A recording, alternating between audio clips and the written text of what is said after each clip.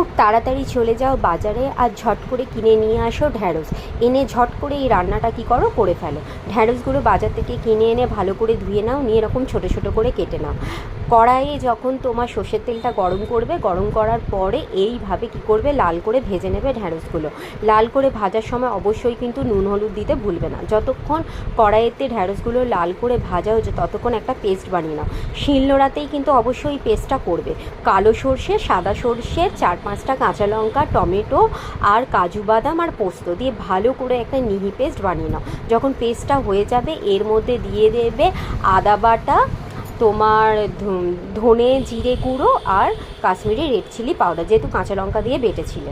তো দেখো এদিকে নিয়ে ভালো করে মিশিয়ে নেবে। এদিকে যতক্ষণ তোমার এটা মেশানো হয়ে গেছে ততক্ষণে দেখবে তোমার ঢ্যাঁড়সগুলোও কী হয়ে গেছে, লাল লাল করে ভাজা হয়ে গেছে। এবার ওই কড়াতেই আরেকটু সর্ষের তেল দিয়ে দেবে।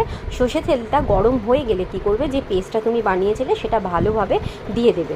ভালো করে কষতে থাকবে যতক্ষণ না কড়া থেকে তেলটা ভেসে ওঠে, মানে ভালো করে মশলাটা কষছে। তো এই সময় একটু কী করবে, হলুদ দিয়ে দেবে আর দিয়ে দেবে একটু মিষ্টি। ঠিক আছে, দেখো কত সুন্দরভাবে মশলাটা কষে এসেছে এবং তেলও ওপর থেকে ছেড়ে এসেছে। যখনই ওপর থেকে তেল ভেসে উঠবে তখনই তুমি ভাজা ঢ্যাঁড়সগুলো ওর মধ্যে দিয়ে ভালো করে নাড়াচাড়া করতে থাকবে।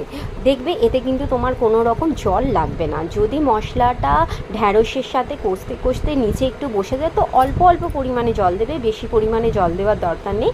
কারণ যেহেতু ঢ্যাঁড়সটা তুমি লাল লাল করে ভেজে রেখেছিলে সেই জন্য ঢ্যাঁড়সটা সেদ্ধ করার কোনো প্রয়োজন নেই। এই রেসিপিটা একবার অবশ্যই বানিয়ে বাড়ির লোককে খাওয়া, দেখবে বাড়ির লোক তোমার খুবই কী করছে, নাম করছে। তো এটা কিন্তু গরম গরম ভাত এবং রুটির সাথে খেতে খুবই ভালো লাগে। তো আজকের এই রেসিপিটা তোমাদের কেমন লাগলো অবশ্যই কমেন্টে জানাবে। ভালো লাগলে লাইক করবে।